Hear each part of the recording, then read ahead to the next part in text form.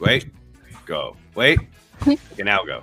All right, let's go. Hey, listen, you know what would really suck if you your whole job, your whole career was based around this amazing website based around a particular team. Okay. And then that team does nothing all off season apart from hire a coach, and there's nothing to talk about. That would really suck, wouldn't it? I wouldn't want to do that. You know, you're trying to fill pages of websites, you know, throughout the off season, like, oh, give us something. In other news, John Molinaro of TSC Republic joins us today. Hey, JMO, how's the winter been? Yeah, welcome to my world. It's been quiet. Do you anticipate it getting busier? Yeah, I think they're going to. I mean, look, the season starts on February 22nd, so we're less than 2 weeks away. Jason Hernandez, speaking at a fan event last week, the season ticket holders suggested that the cavalry was coming, that they're going to be, adding 2 to 3 players, including, a striker, a center back, and midfielder. So I anticipate those signings are going to be announced before the start of the season. But yeah, there's no question. It's been like really, really quiet this year. But that's, I think, to a certain extent, again, a little bit by design, just from what a lot of the things that he was saying, telling the fans of the audience last week. Based around what though? The cap. I mean, they have cap room now. Last year, you understand the inactivity last year, but what's the reasons for that? It's not so much the cap space as it is. I think they just want to take a very deliberate approach. I mean, he talked about, and I have to say, this kind of made sense to me in one way.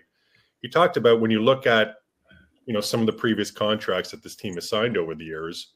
He said, I'm sure as you as fans have kind of looked at it and you're like scratching your head as to, well, why did we give so much to this guy? Where did we go all in this guy? And he essentially admitted that, there's been mistakes, in the past. The team has been too hasty going all in on certain players instead of taking their time and doing their due diligence. So what he talked about was, really being deliberate and methodical and about getting the right players and not just signing players for the sake of signing them and just because we need necessarily bodies.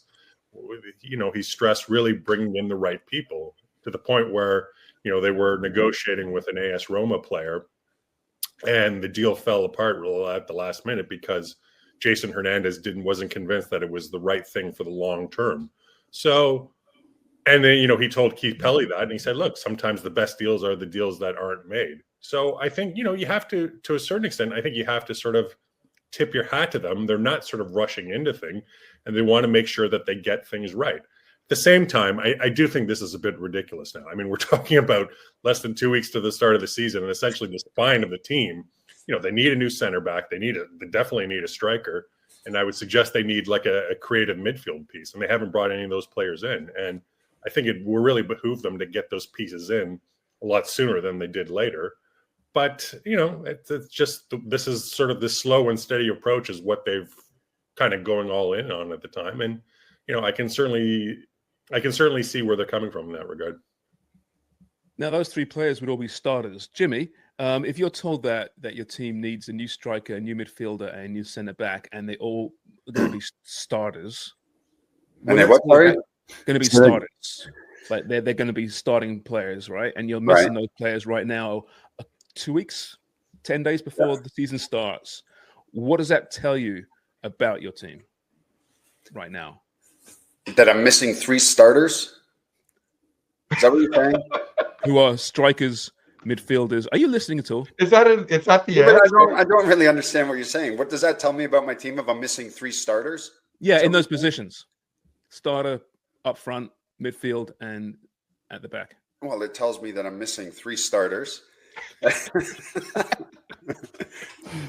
going to be, look, I mean, when you have preseason, you're getting ready for the season, you'd love to have your full squad to give yourself plenty of time to work on your tactical side, to get the team together, try to get as much quality time as a group to get them ready for the season. But it's always hard when you're bringing players in just before the season, or even in a couple of weeks into a season.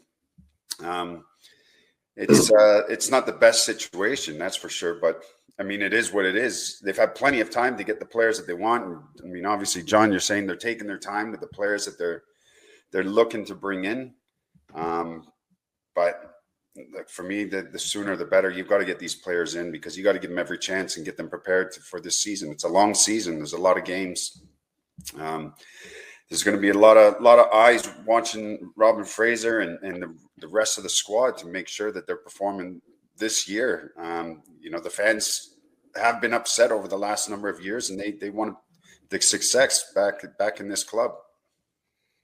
I think what it says to me, as somebody on the outside looking in, is I've also heard Jason Hernandez talk about Robin Fraser kind of getting his bearings, getting his feet, getting an understanding of what he has in front of him in terms of the current roster. So that's all fine and good, but missing 3 pieces down the spine of your team. We're not talking about a second goalkeeper. We're not talking about a fullback. We're not even talking about, I think we'll get into this later where, Prince Owusu, who is their leading scorer, was much sort of maligned as somebody who didn't really deliver on the clear-cut opportunities that he created for himself or for his team created for himself. He's gone. That is still yet to be replaced. But to me, that says that as management, obviously the position that they ended the season in, what they've been doing in the last couple of years is beneath expectations, that they need 3 pieces to do better. But it's 3 massive parts of your roster. So it says to me that they're disenchanted, they're frustrated, they're not happy with the current state of affairs. You get a new coach to try to work things out, to try to improve it, but you're still missing these key pieces. And it also says to the current players who are showing up, trying to prove themselves and start off on the right foot in pre-camp or preseason with the season looming here, that we don't have full confidence in you. So it's not an ideal situation, I think, all around for TFC. I think the other thing, James, too, is people will say, well, why don't you trade X player? Why don't you trade, so-and-so? The reality is they don't have a lot of tradable assets. I mean, this is sort of like an underperforming team, for lack of a better term. So, I mean, what sort of assets are out there that they can get something reasonable for it? I mean, we saw it last year when they traded Jaquil Marshall-Ruddy, even though they didn't necessarily want to do that. They were forced into that, and they were able to get whatever it was, $1.3 million in general allocation money. I mean, when you look at this roster up and down, who is it that they can move? That they get something quality in return. Cash. I'm not sure that they have cash, but that's about it. I'm not sure they could make a 1-for-1 player trade, just because I don't necessarily think they have a lot of sort of tradable quality assets out there. So that's like something else that's hampering Jason Hernandez as well. And I think as well, JMO, and correct me if I'm wrong, that they're in a difficult position management-wise, where the rest of the league is seeing that they have very little leverage. And they're using that to their advantage. Like, look at Corey Ray in Montreal, who has a great understanding of the league. I think these cash transfers is going to really, to use your word earlier, which I very much appreciated, behoove CF Montreal in their acquisitions because of his knowledge of MLS and his knowledge and understanding of the way that other clubs work, what their philosophy is, who the people are there making these decisions, and is going to help CF Montreal. Is Jason Hernandez in a position now? His back is up against the wall, very little leverage himself, and I think other clubs are using that to their advantage, and TFC are finding themselves again kind of a short end of the stick. Yeah, no, JMO, I think it's a very valid point. The word frustration has to be, if anyone's frustrated, it's got to be Jason Hernandez right now, who last year couldn't make deals or very many deals because of the cap situation. And now, like Dub says, maybe he's got not a target on his back per se, but teams are waiting to take advantage of the situation. But the bottom line is he's there, he's paid to do the job. Mm-hmm. And the truth of the matter is, in MLS, it's not like this is unheard of. You often see signings coming in late in windows. The summer comes around. The European season, there's more players available. So it is weird, but this team has been stand pat for too long, right? You've got to get creative, don't you, and find a way, because even though there was progress last year, but it was progress from an all-time low or close to it. So there better be freaking progress last year. There has to be that frustration that just get something done. Change this mix-up, because it's not good enough right now. Yeah, but again, I think it goes back to what Hernandez talked about, like just making change for the sake of change isn't something they want to do. They have to sort of get out of this sort of short-term sort of thinking about, well, we got to bring someone in, because I think that's what's led to the last 4 years. That's one of the reasons. They really have to sort of start thinking long term and about what's going to be good for the team going forward, not just this season, but in year 2, year 3, and year 4. And so I think that's that sort of long term thinking is something that has to be applauded. And if that means sort of short term pain, then so be it. But at the same time, you can't go into the season, this sort of close without 3 key players like that. I mean, I just don't see how you can do it.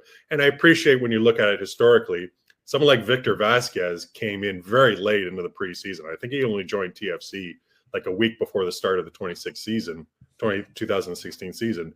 Or Alejandro Pozuelo came in 2 weeks after the start of the season. That's fine if you're talking about one guy to sort of put you over the top. When you're talking about 3 players down the middle at striker, center back, and midfielder, it really sort of boggles my mind that that they're this close to the start of the campaign and they don't have those players in. But again, it's part of the approach that they're taking is they really want to be sort of surgical, as was the word that Jason Hernandez used in terms of who they bring in, because they want to make sure it's the right pick, not just for this year but also many years to come.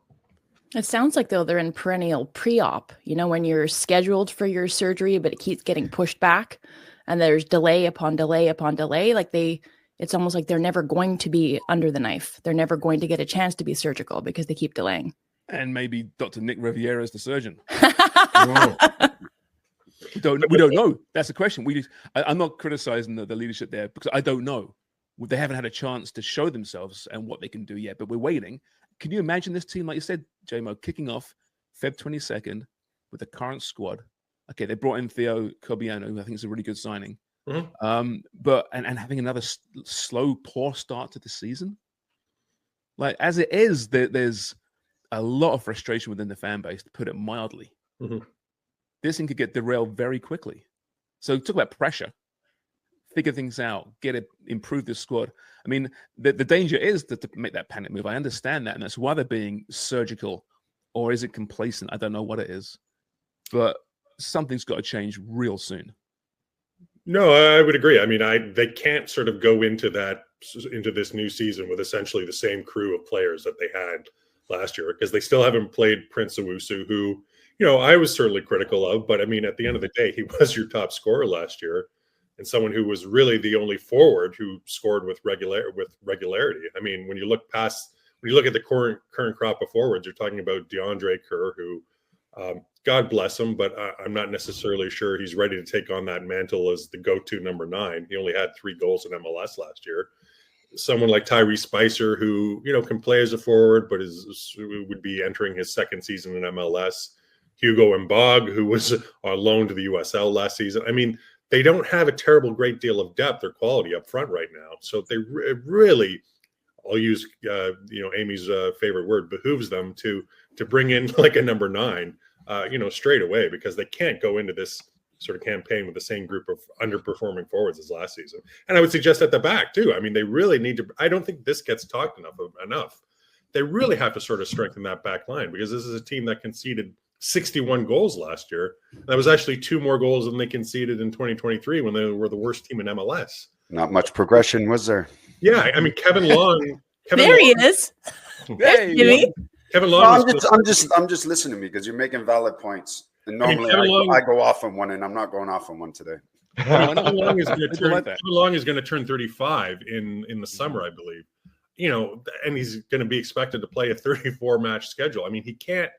You need someone beside him, a little bit younger and a little bit on the same sort of quality level to anchor that back line. He can't be expected to do it alone and, not see that 61 goal total come down. I mean, that's just, that's not reasonable to expect.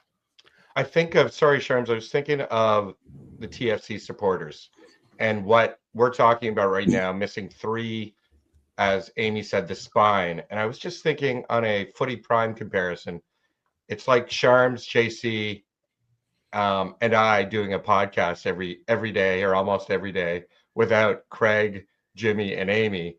And then people, once or twice you're okay with it, but a consistent lack of kind of vision is what I'm getting out of this. So who's the spine here? Are we the spine or are they the spine? They're the spine. Well, they're the spine. They're the stars. We're, Okay, you know, like we're the jellyfish, yeomen. We're the yeomen of all this, right? You're an amoeba, Sharms. What? Is this We're going the back spine. to What how are you flaccid? talking about? We're the spine. What do you mean? Yeah, we have had our own podcast where we just talk about nothing. Sharms, you're the pelvis. But I'm thinking from, you know, our friends at Waking the Red, like a Nesker. I see his comments almost every day, and I always think Jeff as this very passionate fan, but he's also very fair. You know, it's not often I disagree with what he's saying when he's analyzing the team, and his responses have been like, again, you know, all of these kind of things that have happened already that they seems to be duplicating again, and redundancy. Thankfully, Nesker, though, has just recently got two new kittens, so he's posting more about them right now than TFC, which is also bad. No, I like that. I like kitten posts way more. No, than bad TFC for posts. TFC when kittens beat you, right? Like that's the thing. I'm interested to see who they're going to bring in, and I'd like to see them bring in some players that are a little bit mobile than what they brought in before. If I look at Prince Owusu, for me, I thought he was a big target man, not very agile and mobile. He's not a prolific goal scorer. He's never been throughout his career. He needs 8 chances to finish one, and you're paying an awful lot of money for him. Mm-hmm. An awful lot of money. And I think at the back, I think they got to have a player who can control the back line, who's vocal, who has a little bit of a rhythm in their game. And in center midfield, I think they need that box to box, that player with that little bit of energy that's going to bring a little bit of excitement in the middle of the park that can control the game and get a grip of it. So for me, those 3 spots, I think they have to get the right players, and they can't go on what they've had over the last number of years because it's not working. Not working at all. They're spending way too much money on certain players that aren't producing. Well, we know who they are. Right. Yeah. JMO, let's be honest. About this time last week, there was a rumor circulating about Besiktas being in on Insigne, and their window doesn't close until today. Right. Is that the last chance that this guy could move before the summer, if he's going to move at all? Yeah, I mean, what are the options? I mean, that's, you know, the European window is closed, so it's really down to Turkey, and I believe Greece is still open as well, but I don't envision him going to, you know, AEK Athens or anything like that. But, you know, what are the options here? I mean, a buyout, like straight buyout, which would mean MLSE would have to pay roughly $23 million. That's not going to happen. They could get him to sort of mutually agree to terminate his contract, but that would still take them buying him out to a certain extent. But the problem with that is you don't get any salary cap relief. I mean, you're still on board for his salary cap hit. So I'm not sure what would be the point of that. Look, I think that the sobering reality is that, you know, the team is, unless they can get something done within the next day, they're essentially going to be stuck with him at least until the summer. You know, because again, a buyout just isn't. I mean, there's no way that MLSE is just going to, you know, you'll pardon my language, shit $23 million down the toilet. That's just not going to happen. So this idea that, people are saying, well, just buy him out. I mean, you're already sort of spending the money. That's not how this thing works. I mean, MLSE is not going to throw that kind of money down the toilet. So, unfortunately, I think it's, for a lot of TFC fans, it looks like he's going to be at least here until the summer. So, yeah, and listen, I mean, maybe Robin Fraser is the Lorenzo Insigne whisperer. He can talk to his hamstrings and his various injuries and say, you know, you can play, and I'll make you play, and you'll be the solution to this problem. But there's no evidence to suggest that is going to happen this year. I think the frustrating part from it's just that the inactivity, once again, for 2 years straight, essentially, the inactivity in the transfer market. And you can make all the excuses you want, but fans don't want to hear that. Yeah. That's what you're paid to do, is improve your team, improve squad. So, hey, listen, there's still time to fix this thing, right? So let's not hammer them too much, but pressure's mounting. I do want to comment on the you wrote about it in tfcrepublic.ca, the meeting last week with the fans, the season ticket holders, and the comments that who was it? Oh, Hernandez was talking about last year. and the Jaquil Marshall-Ruddy transfer to Montreal, and how he kind of threw John Herdman under the bus and kind of blamed it all on him, didn't he? Well, who was driving the bus? Is it the GM or is it the head coach last year? I'm trying to figure things out here. Yeah, I mean, I think he made it sound like, that this is obviously a results business, and that results come first and foremost, and that John Herdman to a large extent was driving the bus, and I don't necessarily think he was absolving himself of any responsibility, but at the end of the day, John Herdman is the one who chooses the starting 11. He is the one who wanted to convert Federico Bernardeschi into a wingback, which further blocked Jaquil Marshall's-Ruddy, pathway into the thing. He's the one who really pushed to bring back Richie Larea.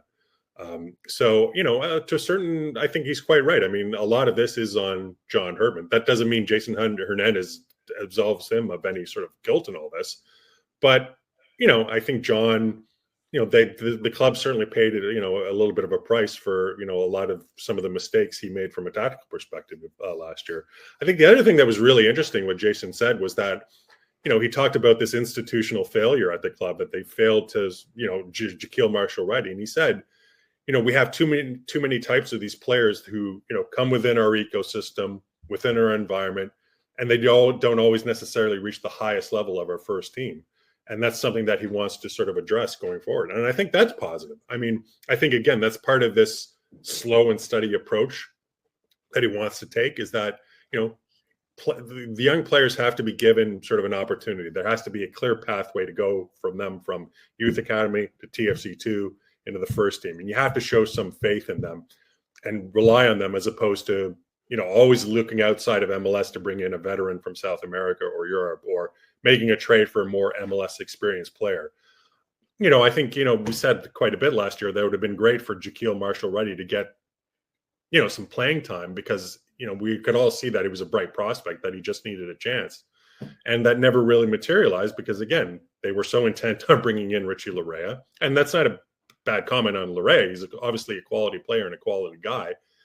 And then converting, Bernardeschi into a wingback, which I think a pretty questionable move, and it doesn't sound like Robin Fraser is going to continue that. So, yeah, I mean, to have young players blocked like that, I don't think that's a sustainable sort of approach that they can take anymore. And so you have to sort of, again, tip your hat to Hernandez, talking about, we failed these players, and we've got to go about a better way in terms of embedding them into the first team. Dubs, but drone guy, you're muted, Dubs. And sorry about that. That's right. Do you want to continue there, or do you want my question? Yeah, no, I was just going to say, like, JMO, you're not to harp on this at all, or point the finger too much at Jason Hernandez, but you're saying you tip your hat to him for his admission of that. Yeah. But it's almost a self-indictment, right? If it's institutional failure, and Luca Petrasso is another one. Like, I mean, I could run through the list of the acquisitions that CFMTL has made in the last couple of seasons, but Jaquil Marshall-Ruddy and Luca Petrasso are two products of that TFC Academy, where you have the infrastructure in place with TFC2 to either move these players out on loan or to give them playing time with the reserve team. And they failed to do that. So I don't think that it's fair to just put it to Herdman and moves that he made, and depth chart, and all of those things are factors. Mm-hmm. But you need to address that. And I think there should have been follow-up questions to say, what are you doing? What are you putting in place in order for this first team to be capitalizing on the talent development and the geographic advantage that you have with the enormous amount of talent in that area? Oh, I agree. And I didn't mean to suggest that, Jason, it was all down to John Herdman, and that Jason Hernandez is completely faultless in this. Obviously, he had some sort of role to play in this. And I think you're quite right. I mean, they do have to do a better job of incorporating these young players and not necessarily blocking their pathway into the first team. I mean, the Petrasso thing, what I would suggest is that, he wasn't GM at the time, so that wasn't necessarily on him. Jaquil Marshall-Ruddy, absolutely. I think, he could have easily said to John, who was so intent on bringing Richie Larea in, said, look, we've got Jaquil Marshall-Ruddy. Let's give him a chance. Let's see what he can do. Let's give him the opportunity. And you're quite right. It would have been, it would have been great to ask her these questions about, what are you doing to ensure that these practices, you're talking your great game, but what are you doing to ensure that these practices are put into place? Unfortunately, it was a fan event. So, I wasn't there to sort of ask these sort of follow-up questions, and they were only taking questions from, certain supporter group members and stuff like that. It would have been great if it were kind of like a media event where he would have been faced, a little bit more scrutiny from myself and other sort of reporters who cover the team on a regular basis. Can I ask John? Sorry. I wasn't casting doubt on you and your capability as a journalist. Of course not. I wasn't calling into question your integrity and your ability to ask the pertinent follow-up question. No, of course not. At all. John, what was the event like? Because I saw photos and open bar, MLSC swanking it out for all the season ticket holders. Yeah, pretty good spread from what people described it to me. They said, the food was plentiful and the drinks were plentiful. Luke Wahman was sort of hosting the event, and so he was asking sort of the majority of the questions, and they turned it over to the floor for certain questions. But I think a lot from what I've heard, it was kind of mixed sort of reviews. On the one hand, a lot of people agreeing with what sort of Jason was saying, but an equal number of people saying, well, here we go again. This is just all talk. Let's put action into words. And I think there was some frustration that it wasn't as open to the fans as possible, meaning that, they only took I would say about maybe a half dozen questions from fans. Maybe it should have been more sort of fan centric and more of a town hall where, the fans are sort of driving the agenda of the questioning and stuff like that. I mean, it's a good idea. They should do it more often. Oh, absolutely. They do treat the season ticket holders pretty well. I've been to a couple of events in the past, and they're fun. But obviously, there's a lot hanging over this season. Another name that came to my mind was Jaden Nelson, JMO as well, who's now come back from Europe, gone to Vancouver. Another highly touted TFC prospect. What I'm curious about, though, is that there seems to be a philosophical difference between what John Herdman believed was best for that team and perhaps what Jason Henderson thought. Whereas John was mutually parted ways because of the DroneGate scandal. Had that not have happened, he'd still be at this club. So, I mean, was there an issue brewing behind the scenes, I wonder? It's all speculative, I understand that. But it does seem that once again to see there wasn't this harmony that any successful club needs to have. That's probably true, but I think, like you said, I don't think if you take DroneGate out of the equation, had that not happened, that, I think John Herdman, still would be there. You don't sort of hire a coach of his sort of reputation and let go after one sort of poor year. They would have sort of kept the faith with him a little bit longer, giving him at least another season to see how things turned out. They would have give him, a little bit of a leeway in terms of seeing what he could do to help turn things around. So do you anticipate any signings this week? I mean, what's your gut tell you? I mean, I think that they said before 72 hours from Friday, right? Was what they used. I think, from everything I've been sort of told from people behind the scenes, you can sort of expect, one or two announcements this week. So we'll see. I mean, this stuff is, it's a moving target, right? Stuff can always kind of fall apart at the end. It should be said that, when Jason Hernandez talked about this last week about having, hope to bring in 2 or 3 players, he said, we have offers out to 2 or 3 players. Having offers and closing those deals are 2 separate things, right? The goalposts can move at any time. So just because you have offers out to players doesn't mean that they're necessarily going to accept. So these would be out of contract players then, surely. Yes, one would think, or they're going to be sort of transfer deals that they just have to be sort of worked out. Right. So with an MLS. Yeah. So we'll see what happens. I don't know. There's that level of frustration from all of us, I think. Yeah, need to see some movement here, right? Jimmy's nodding his head, but it is kind of the MLS way, right? It's weird how teams are built, and where suddenly there's this influx of signings and just before the season starts, right? But what you're nodding there, Jimmy? Tell us what you really think, Jimmy. No. Backfired. Backfired. But I just have to say, it reminds me, and this is going back to, and it's a different sport, but it reminds me of the opportunities that the Blue Jays, and I know it's baseball, Blue Jays and the Montreal Expos had really good farm systems. And they took advantage of those. And they took advantage of them by bringing players up, by trading them, and it just seems like every time we talk about TFC's academy, TFC2, all these kind of players are moving out to other teams and other clubs and other opportunities that are not part of TFC, which is so odd to me that because you don't get you're only going to get 1 or 2 players a year that have that upward mobility opportunity, that option to play at MLS or any other level. And they're letting them kind of float away, not even taking advantage of them. That's what is so frustrating. It would be so frustrating if I was a all-in TFC fan. I think Wonger, you got to look at the bigger picture. When you're talking about players that have come through the academy, are they game changers? Are they players that they can actually move on for millions of dollars? When you look at our men's national team, the players that are from the GTA collectively are probably worth about $120 million, right? And I'm talking about Johnson, Miller, Larea, or Laren, Estechio, all these players. Not one of them has set foot in the TFC academy. Not one. And are we doing the right job in recruiting, getting the players in? Are we developing players to be MLS standard and beyond? Maybe Premier League type players, Serie A type players? Is that what we're developing? Because at the moment, you're developing players that are going into the Canadian Premier League, some going into the USL, and then some are just bang average MLS players, not difference makers.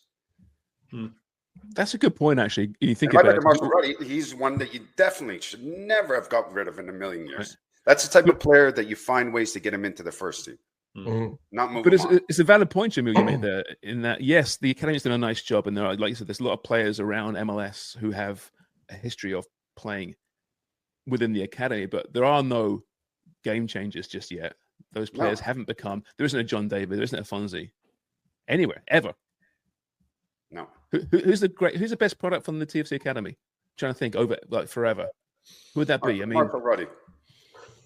Marshall Ruddy? You think so? There's got to be someone else. Probably. Daniil Henry back in the day.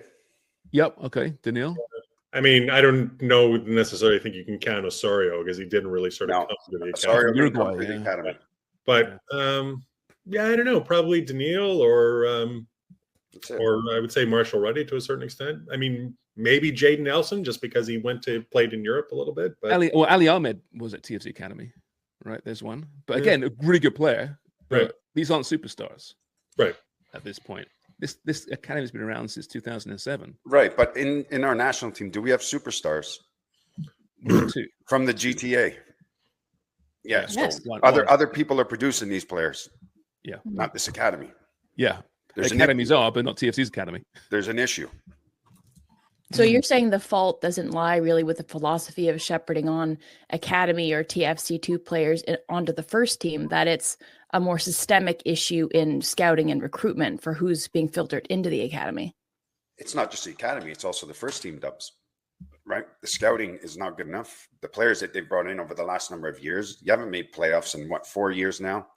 You're not developing top players. I think overall within this organization, there has to be a massive restructure.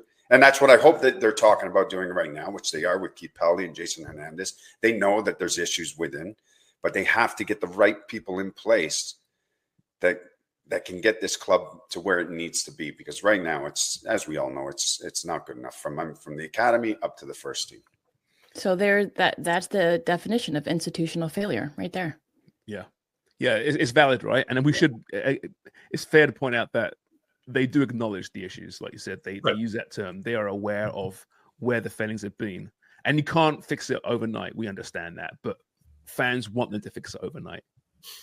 That's a problem. We're very impatient people, football fans in general, right? We expect them to hit the switch. Fickle.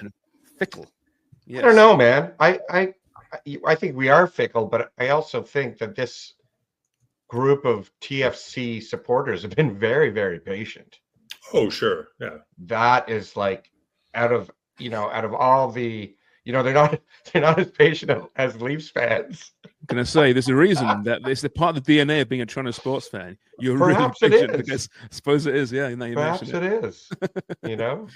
Yeah. Systemic failings. Yeah. But you're right, Dan. I mean, like, TFC fans have been pretty patient, and now you're asking them to sort of continue that patience. So I can't help but wonder at what point just patience run out and people just sort of start to turn off. Yeah. Mm-hmm. And You know- JMO, Dubs used the pre-op. I was Right. thinking triage. Like Right. they're in this consistent basis of, oh, something needs to be fixed immediately, and they can't get it done. Like it's imminent needs to be done. Where pre-op is like, oh, a month ahead, like that goes to strategy and planning. But it's actually when they get to the opportunity to, hey, diagnose it, it seems like they've been failing pretty consistently for the last, since they won that championship or the year after. Years, right? 18 years, you're right. And you're right, Wonga, because there's probably a 2 or 3 year spin there, right? Where the team was legitimate. Yeah. Out of 18 years. Yep. Right. The identity of this club is not that window, unfortunately. If only it had been. It's constant failing. If you look at isn't that a song? Yes, it's by Katie Lang. Engraving. Katie Lang, that's right. It should be our theme song, actually. Well, yes, we're pretty consistently failing. There's so much imagery in my head right now, and now it's Katie Lang singing Constant Craving, but also Lorenzo Insigne as the operation guy with like the tweezers, and you're trying to get like the humorous, but it keeps buzzing. You can't get anything done. There's no humor. You're not successful because the buzzer keeps going off. That's the allegory for TFC. Not only that, I was also thinking when Dubs was saying negative things about JMO's opportunities with TFC this year because nothing's happening. I was like, well, JMO is a writer and writers write. So what we need to do is fan fiction. JMO's fan fiction. That's a great It's idea. TFC in space. Please go to TFC Republic to the adventures of TFC in space. Could there be a sordid romantic angle to it as well? There's got to be. TFC Got to be very erotica? Star Wars. Yeah, TFC erotica. Oh God. Jimmy Brennan back from the past. The ex-captain arrives in the scene, and he's riding a dinosaur. In his plunging V-neck. From his V-neck down to his belly button. Ooh, the ex-captain's arrived in the scene. Look at the size of his steed. There's JMO, get on it, JMO. That's some imagery. JMO's disgusted. You gotta do this. You put those images in my head now that I can never get out. So. Yes, I lied. Peacock chest. I tell you, JMO, if you put a little section of the website devoted to TFC erotica, it will do really well. Skyrocket, eh? Yeah. Think about it. New fans. All right. Well, JMO's not impressed.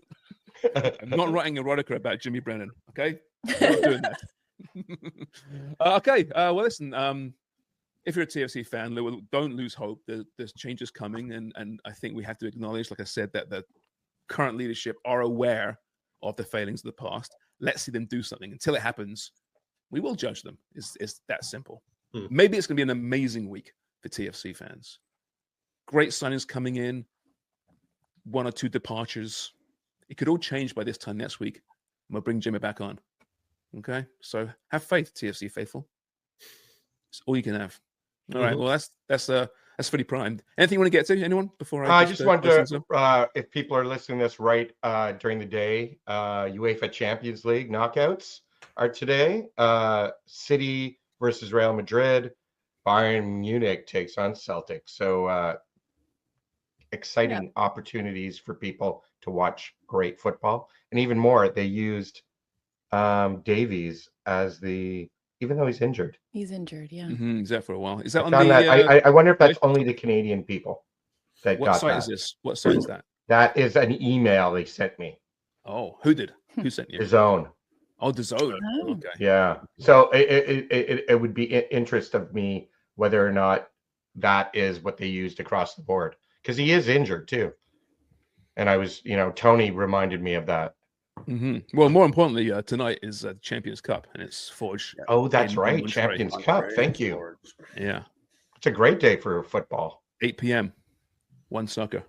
Yeah. Check it out. And then Thursday, it's Cavalry with another famous result maybe on the cards. Right. So, yeah, lots of football to look forward to. And as it relates to TFC, the Turkish window closes on the 13th.